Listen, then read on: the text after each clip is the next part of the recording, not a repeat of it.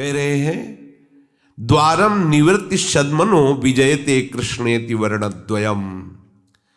आप नाम जप रहे, आप अभिमुक्त हैं, अभिमुक्त हैं। देखो महापुरुषों के वचन समझो, राधा राधा राधा राधा, अभी परम पद में हैं आप, बस ये छूटने न पावे, यही स्थिति आ जाए, अंदर सब ठीक कर देगा नाम। आपको कोई भी अन्य साधन करे तो कोई निषेध नहीं है भागवतिक, लेकिन आवश्यकता नहीं है, समर्थ है नाम। ये बड़े बड़े पहाड़ जैसे पापों को नष्ट कर देगा नाम। ये नाम भव समुद्र को सुखा देने वाला है, सिद्ध औषधि है भव रोग की। ये नाम जो मोह निद्रा में सोते हुए विविध प्रकार की कामना संकल्प रूपी स्वप्न में विचर रहे हैं, उनको जगाकर उनकी मोह रात्रि का नाश करके दिव्य ज्ञान का प्रकाश हृदय में कर दे, ये वो भास्कर है नाम। क्रूरता शांति क्लेश नाना प्रकार के इन महान दुख देने वाली वृत्तियों को जड़ से भस्म कर दे, वो है नाम अग्नि। नाम निरंतर जो जप रहे हैं वर्तमान में ही जीवन मुक्त है। जीवन मुक्त होने की आशा की जरूरत नहीं है। यदि आपका नाम चिंतन चल रहा है, जिस सेकंड में आप नाम में है वो सेकंड आपका मुक्त है। अगर आप निरंतर, तो आप जीवन मुक्त हो गए, पूरा जीवन नाम में। फिर देख लीजिए सतरति सतरति सा लोकान तारयति। ये शांति का परम सदन है। जो नाम जप कर रहे हैं वो मानो शांति के भवन में बैठे हुए हैं, कोई भी दुख द्वंद उनको अशांत नहीं कर सकता। कुछ लोग महापुरुषों की बात न जानने के कारण नाम जापकों का उपहास कर देते हैं कि कर में तो माला फिरे, जीव फिरे मुख माही, मनुआ तो चौदिस फिरे, यह तो सुमिरन नाही। सिद्ध महापुरुषों ने इस स्थिति पर पहुंचने के लिए कहा, उपहास करने के लिए नहीं कहा कि आपकी जीभ नाम जप कर रही है और अंगुलियों से माला की मन का सरका रहे हैं और मन से विषयों का चिंतन कर रहे हैं, अभी ठीक भजन नहीं हुआ। इसका मतलब वो उपहास नहीं कर रहे, उसके आगे की स्थिति दर्शा रहे हैं कि एक स्थिति ऐसी है जिसमें मन वाणी एक एक वृत्ति केवल नामाकार, उसी स्थिति में फिर प्रभाव आता है कि रोम रोम में रग रग में नाम का प्रभाव हो जाता है। वो जिसे छू ले तो नाम चलने लगे। हाँ, जड़ वस्तु में नाम चलने लगे, चैतन्य की तो बात जाने दो। तो उपहास जो करने वाले जन हैं, हमें उधर नहीं देखना चाहिए। बिना मन लगे कहते हैं कि तुम्हारा भजन व्यर्थ हो गया, जैसे कह देते हैं, प्राय कहा ही जाता है, लेकिन आप खास बात नहीं मन लगना, अन्यथा ना लिया जाए। एक जड़ क्रिया आपको बिना मन लगे तृप्ति दे देगी। आप मन कहीं लगा लीजिए, भोजन पाइए, माना कि आप स्वाद नहीं बता सकते क्योंकि मन कहीं और लगा है, लेकिन पेट तो भर जाएगा आपका, उसे तो नहीं रोक सकते। ऐसे ही माना भगवदानंद का वर्तमान में आनंद नहीं ले पा रहे क्योंकि मन आपका विषय चिंतन कर रहा है, लेकिन जीभ से नाम जप कर रहे हैं, तो आपका काम पक्का हो जाएगा, इसमें कोई संशय नहीं। जैसे अपने आप कवल रुक जाएगा कि पेट भर गया, उसमें यह समझना नहीं पड़ेगा कि मन लगाए कि ना लगाए। ऐसे ही आपके अंदर वास्तविक ज्ञान की स्थिति, प्रेम की स्थिति, भागवती की स्थिति, ये नाम जागृत, आपका काम हो जाएगा। इसी नाम का स्वाद लेकर गोस्वामी तुलसीदास जी कहते हैं, भाव कुभाव अनख आलसहु, नाम जपत मंगल दिशि दशहु। दसों दिशाओं में उसका मंगल रहेगा जो नाम जापक है, चाहे भाव से चाहे कुभाव से। अग्नि को आप चाहे प्यार से छुओ तो वो जला देगी, गुस्सा से छुओ तो जला देगी, दूसरा कोई छुआ दे तो जला देगी, क्योंकि उसमें दाहिका शक्ति है, विष में मारण शक्ति है। श्रद्धा विश्वास से प्रणाम करके विष पियो तो मार देगा, गुस्सा करके पियो तो मार देगा, कोई जबरदस्ती पिला दे तो मार देगा, क्योंकि उसमें मारण शक्ति है। अमृत में अमृतत्व जीवनी शक्ति विराजमान है। प्यार से पियो या गुस्सा से पियो या कोई पिला दे, वो अपना काम करेगा। इन प्राकृतिक वस्तुओं में अपने स्वभाव और प्रभाव का बिना किसी बाधा के असर देखा जाता है। तो क्या नाम का प्रभाव, नाम का स्वभाव, नाम की महिमा इन जड़ वस्तुओं से भी कमजोर है? अरे भाव करो या न करो, राधा वो अपना काम करेगा। जैसे भाव करें या न करें, आग को छू लो तो जल जाओगे, ऐसे ये नाम है।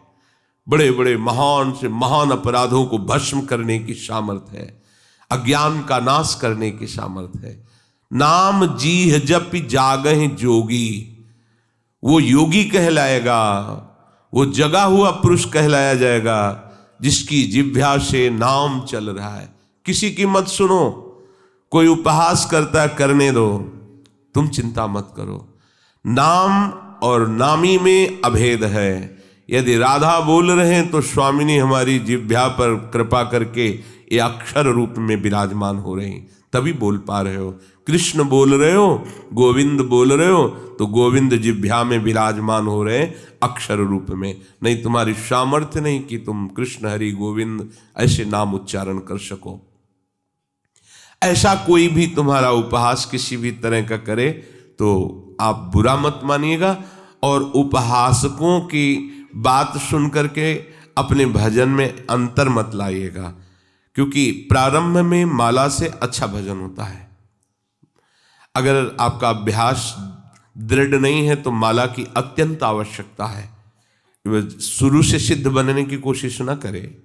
देखो, एक तार जब मंत्र चल रहा होता है, अभ्यास जैसा प्रारंभ से किया जाता है वैसा होता है। जैसे किसी ने प्रारंभ से माला का अभ्यास किया और माला में ही तन्मयता ले, तो वृद्धावस्था में भी माला से ही उसको वो सुख की अनुभूति, यद्यपि वो है स्थिति पे, पर माला के बिना नहीं चल सकता। और जैसे प्रारंभ में ही दोनों प्रकार की शिक्षा दी गई गुरुजनों के द्वारा कि कुछ समय माला से अभ्यास करो, कुछ समय बिना माला से अभ्यास करो। कल ऐसा हो जाए कि तुम्हारा हाथ किसी तरह से टूट जाए, कोई पीड़ा से युक्त हो जाए, तो फिर तुम भजन में रुचि नहीं कर पाओगे, क्योंकि माला में तुमने पूरी रति कर ली, तो फिर बात नहीं बनी। दोनों तरह अभ्यास करो, क्योंकि नाशवान शरीर कभी भी धोखा दे सकता है। भूरी सखी जी ने कहा है, नाम श्वास दो बिलग चलत हैं, इनको भेद न मुँह को भावे।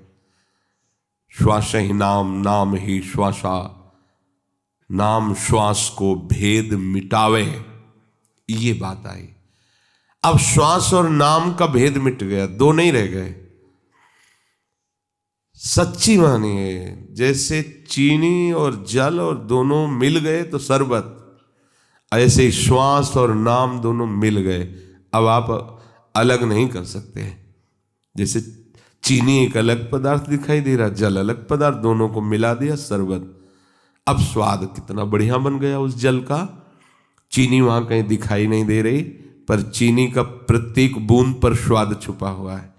ऐसे ही श्वास और नाम मिल गए, नाम श्वास को भेद मिटाए, नाम और श्वास अभेद हो गया। अब दौड़ लगावे तो भी उसको जपना थोड़ी है।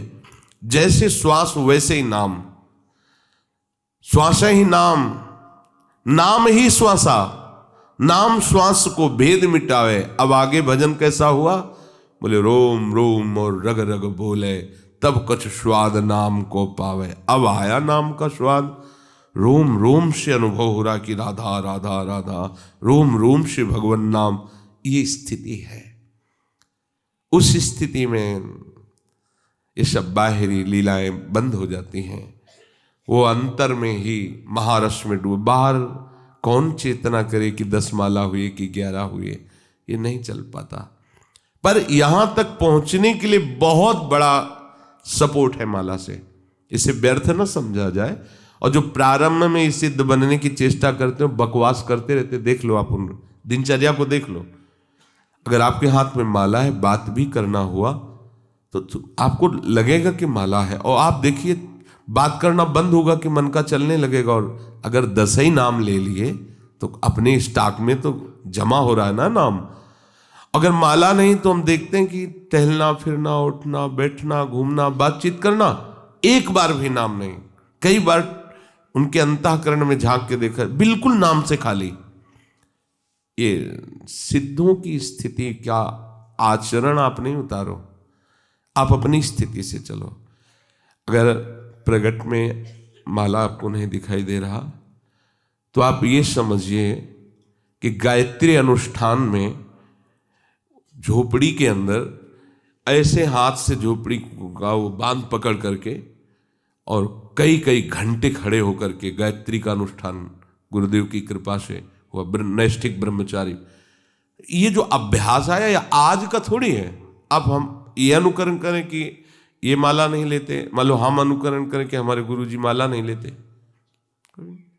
आप देखिए कभी माला क्या, उनका एक एक वृत्ति एक एक श्वास प्रियालाल हो चुके हैं। अब उनको हम बाहरी लक्षणों से देखेंगे माला तो नहीं चला रहे, माला की वहां कहा। अब उनके हृदय की माला दूसरी हो गई, जागृत शयन रहते यही छाए रहते।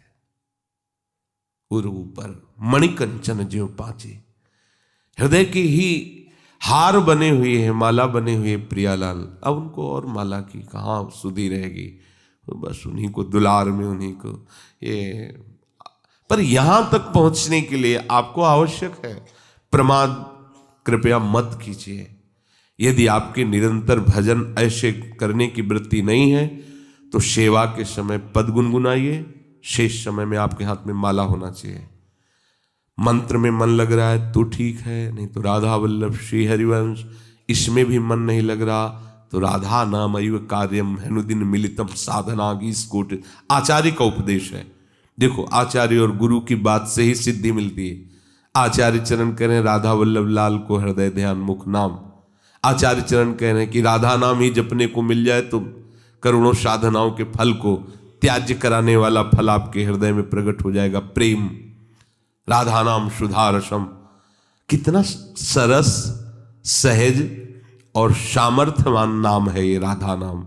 स्वयं भगवान जपते हैं इसे, स्वयं प्रभु जपते हैं। वृंदावन का कण कण इसी महिमा से प्रकाशित है। यहाँ के खग मृग पशु पंछी वृक्ष, यहाँ की हवा अगर पत्ते में लगती है तो उसमें भी राधा नाम का घोष होता है। यहाँ पत्ता पत्ता राधा राधा मय है जिस धाम में आप वास कर रहे हैं। ये नाम भी आगम निगम पुराण अगोचर है, ये नाम आगम निगम पुराणों में आपको नहीं मिलेगा।